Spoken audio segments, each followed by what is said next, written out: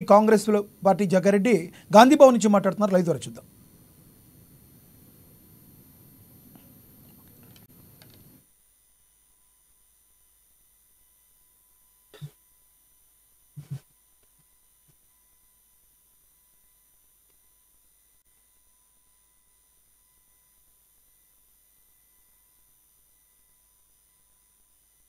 సెక్రటరియట్లకు రానివ్వలే కదా, పోలీసులు పెద్ద రాధాంతం చేయించారు కదా వీళ్ళు. ఒక సందర్భంలో బహుశా 2000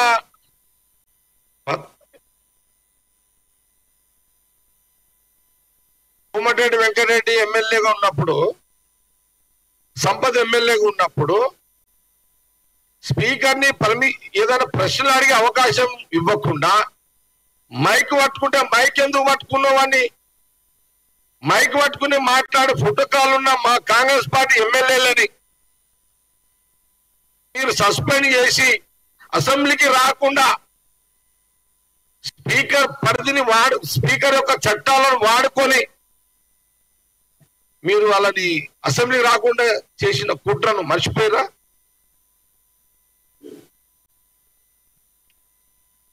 ఇదేమో రేవంత్ రెడ్డి ఎంపీగా ఉన్నప్పుడు కంటే ముందు సంఘటన. రేవంత్ రెడ్డి ఎంపీ అయిన తర్వాత మీ డెమోక్రసీ, మీ ప్రజాస్వామ్యం ఆ రోజు ఎక్కడ పోయినాయి ఇవన్నీ? ఈరోజు కళ్ళబొల్లి మాటలు మాట్లాడుతున్నారు. మరి ఆ రోజు ఏమైనాయి? ఇవన్నీ చేష్టలు ఏమైనాయి? ఆ రోజు ఏమో చిలిపి చేష్టలా, కేటీఆర్ది, హరీష్ రావుది. ఈరోజేమో అంటారు అది మూటుగా అంటాం మనం, ఒకలారి వ్యవహారం తిని నడుస్తుంది వీళ్ళది. కాబట్టి ఇది కాంగ్రెస్ పార్టీ చాలా అంటే మీకు అసలు అది లేదు, ఆ సిస్టమ్ తెలియదు మీకు. మర్యాదలు మీకు తెలివై, ఎలా గౌరవించాలి అపోజిషన్ పార్టీ వాళ్ళని మీకు తెలియదు.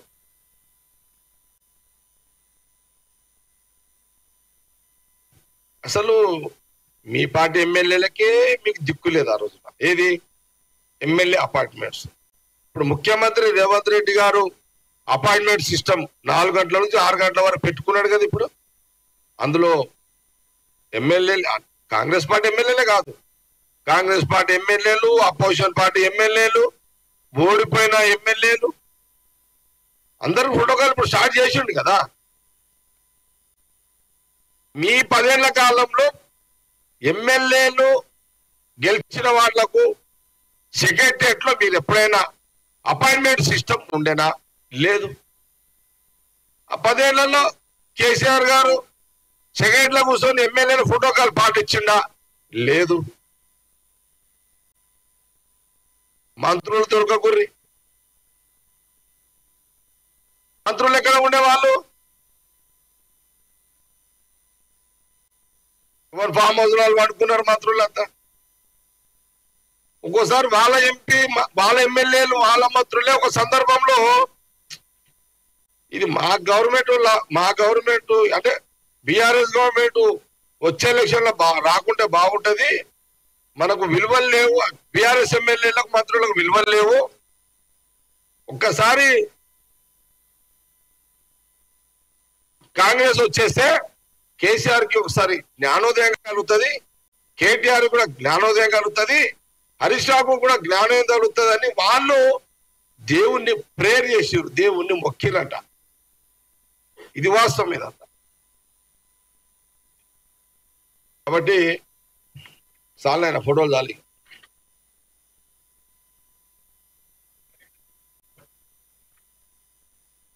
ఇది మంచి పాయింట్. ఎగ్జాంపుల్ ఆలేదు, నేనే ఎగ్జాంపుల్ మీకు. సారీ, మంచి పాయింట్. నేను మొన్న 18 నుంచి ఎమ్మెల్యేగా ఉన్నా కదా.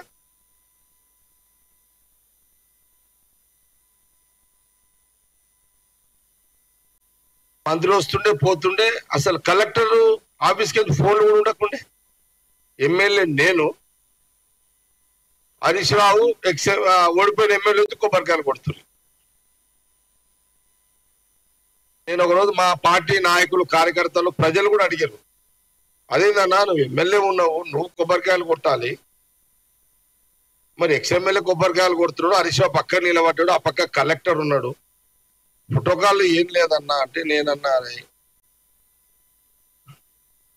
మనకు సారమైన స్వభావం ఉన్నదిరా కొట్టుకొని కానీ అన్నా. కొబ్బరికాయలు ఏంటంటే గుమ్మడికాయలు కూడా కొట్టుకొని పోయినాడని చెప్పేసిన.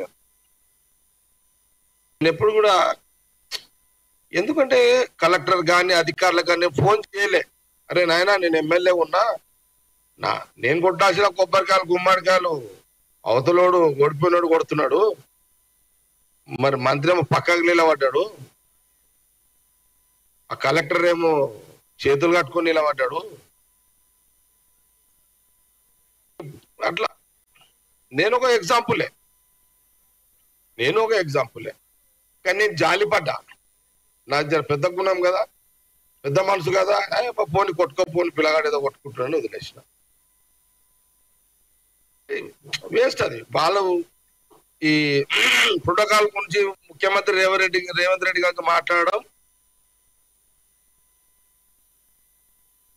ఇప్పుడు మా కాంగ్రెస్ పార్టీ మా ప్రభుత్వం ముఖ్యమంత్రి గారి యొక్క పరిపాలన ముందు బెటర్ నేనేమంటున్నా కేటీఆర్ హరీష్ రావుకి మీరు ముఖ్యమంత్రి గారు స్పెషల్ అపాయింట్మెంట్ తీసుకొని ఒకసారి మళ్ళా నేర్చుకోండి, సలహా ఇస్తున్నారు.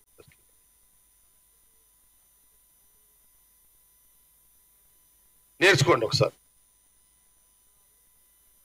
ఇక మళ్ళీ మీరు కాలేజ్ అయిపోయింది, మీరు కాలేజ్ చదివిరని మీరు అనుకుంటున్నారు, మళ్ళీ మీరు యూకేజీ నుంచే స్టార్ట్ చేయండి, మళ్ళీ నేర్చుకోవాలి తప్పదు. మీకు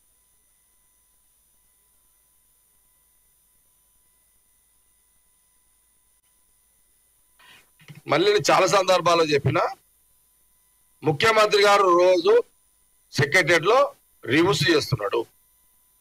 ముఖ్యమంత్రి రేవంత్ రెడ్డి గారు రోజు సెక్రటరియట్ లో రివ్యూస్ చేస్తున్నాడు.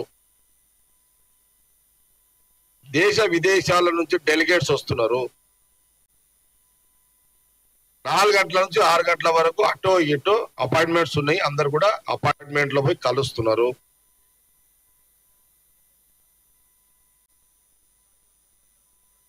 నేను నెల రోజులు నేను మొన్న పోయినా, నేను ముఖ్యమంత్రి గారి ఛాంబర్కి పోయి అపాయింట్మెంట్ పెట్టుకొని నాకు కూడా అపాయింట్మెంట్ ఫిక్స్ పెట్టారు.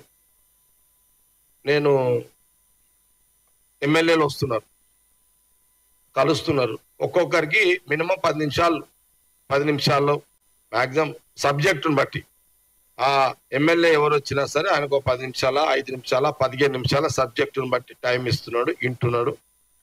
కన్సల్ట్ డిపార్ట్మెంట్ అక్కడ ఉన్న వాళ్ళకి చెప్తున్నాడు. ఇది నేను ప్రాక్టికల్ గా నేను చూసిన.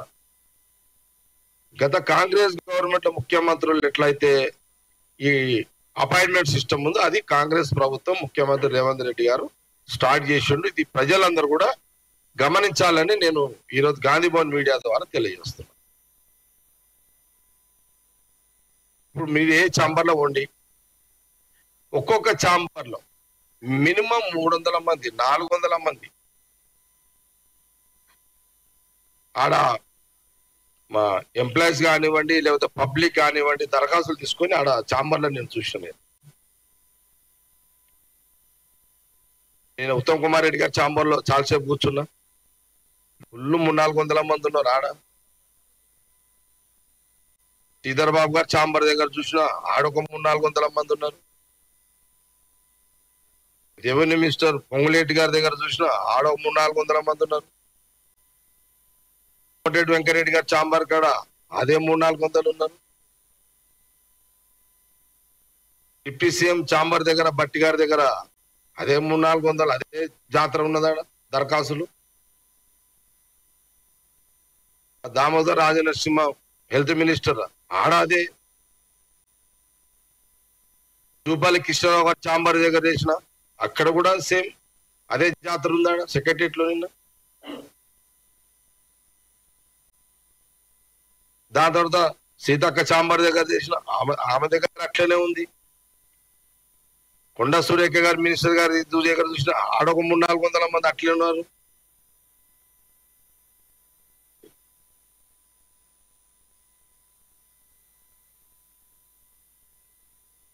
తుమ్మెల్ల నాగేశ్వరరావు గారు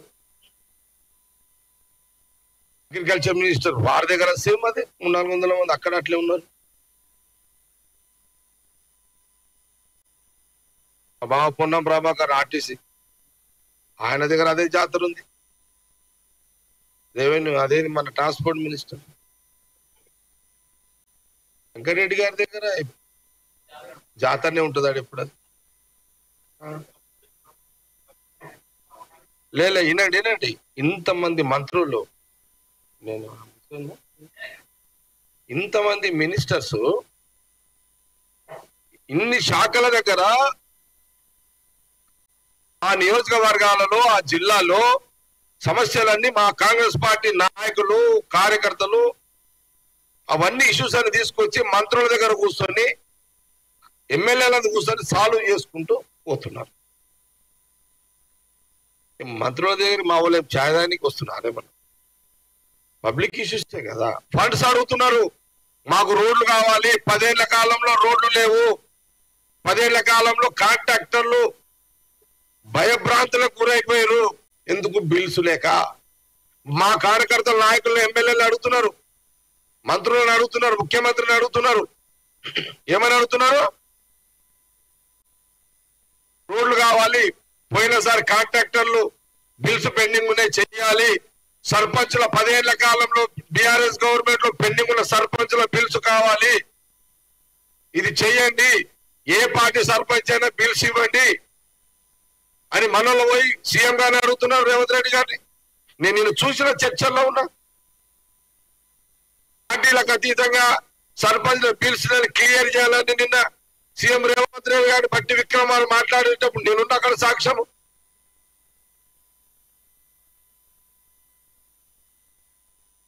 కనిపించలేదుగా.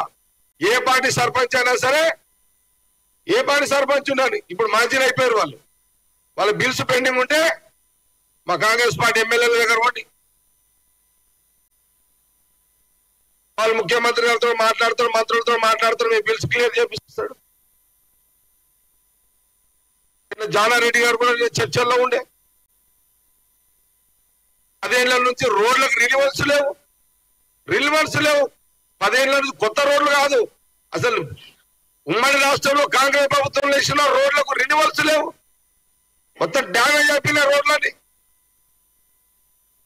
రినివల్స్ చేయాలి ఇమ్మీడియట్లీ అని ఒక చర్చ జరిగింది. సీఎం రేవంత్ రెడ్డి, బట్టి విక్రమార్క, ఫైనాన్స్ మినిస్టర్ జానారెడ్డి గారు, నేనున్నా. చర్చ జరిగింది. ఇదంతా చర్చినప్పుడు నేను సీఎం రేవంత్ రెడ్డి గారు ఒక చర్చ తీసుకురావడం జరిగింది. ఈయన కేసీఆర్ గారు రూపాయి పెట్టలేడు ఫైనాన్స్ లో, సమాంతం నాకేసి వెళ్ళిపోయింది. ఈడ నిధులు లేవు, సిస్టమ్ లేదు. అందుకే సీఎం రేవంత్ రెడ్డి గారు మరి ప్రజా రోడ్లని మంచిగా చేయాలి, అన్ని గ్రామాలలో పట్టణాల్లో రోడ్డు మంచిగా చేయాలి, దానికి ఒక సొల్యూషన్ చర్చ జరిగింది నిన్న. ఆ సొల్యూషన్ చర్చ చాలా బ్రహ్మాండంగా అనిపించింది. నిధులు లేవు, కాంట్రాక్టర్లు ముందుకు రావాలి, రినివల్స్ రోడ్లన్నీ వేయాలి, రోడ్లు వేయాలి. ఇది ఒక చర్చ జరిగింది. ఎట్లా ప్రజలకు సాటిస్ఫాక్షన్ చేయాలి, గ్రామీణ ప్రాంతంలో పట్టణ ప్రాంతంలో రోడ్లు, బీటీ రోడ్లు కానీ లేదా రైతుల పండ్లబాట రోడ్లు కానీ, రైతులకు పండించిన పంటను మార్కెట్ తీసుకుపోవడానికి దీని మీద చర్చ జరిగింది. ఒక సొల్యూషన్ కూడా ముఖ్యమంత్రి రేవంత్ రెడ్డి గారు నిన్న బట్టి విక్రమార్క, నేను జానారెడ్డి ఉన్నప్పుడు చర్చ జరిగింది. ఇదంతా ఒక కొత్త ప్రతిపాదన ఆలోచన చర్చ జరిగింది. ఎలా ఈ సమస్య పరిష్కరించాలనే యొక్క చర్చకు సంబంధించి షార్ట్లు వస్తే సీఎం రేవంత్ రెడ్డి గారు చెప్తారు. అది నేను చెప్పేది కాదు, ఆయన ముఖ్యమంత్రిగా చెప్పేది, అది ఆయన చెప్తారు. కానీ జస్ట్ ఇంటిస్తున్నా తెలంగాణ ప్రజలకు, తెలంగాణ రైతులకు ముఖ్యమంత్రి రేవంత్ రెడ్డి, కాంగ్రెస్ గవర్నమెంట్ ఈ ఫంక్షనింగ్, ఈ పని మీద ఉన్నదని ఈ రోజు గాంధీ భవన్ మీడియా ద్వారా ప్రజలకు అందరికీ కూడా తెలియజేస్తున్నాం. ఇది చెప్పాలి, మా ప్రభుత్వం మేము చెప్పాల్సిన బాధ్యత అవసరం మాకు ఉంది. గవర్నమెంట్ ఫంక్షనింగ్ ఎట్లా జరుగుతుందో అని ఉంది. అరే ముఖ్యమంత్రి రేవంత్ రెడ్డి గారు ఈ పనులలో బిజీ ఉంటే మీదే పంచాయతీ నాయన, ఈ ఫోటోకాల్ పంచాయతీ.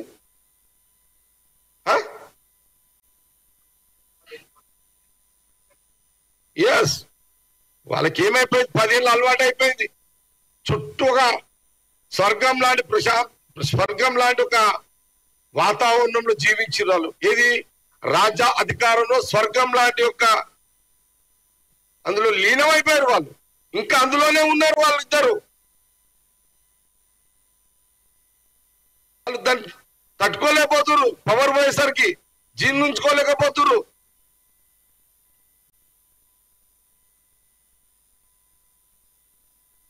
ఇప్పుడు కాంగ్రెస్ గవర్నమెంట్, ముఖ్యమంత్రి రేవంత్ రెడ్డి గారు, బట్టి విక్రమార్క గారు, entire ministers, senior leadership ministers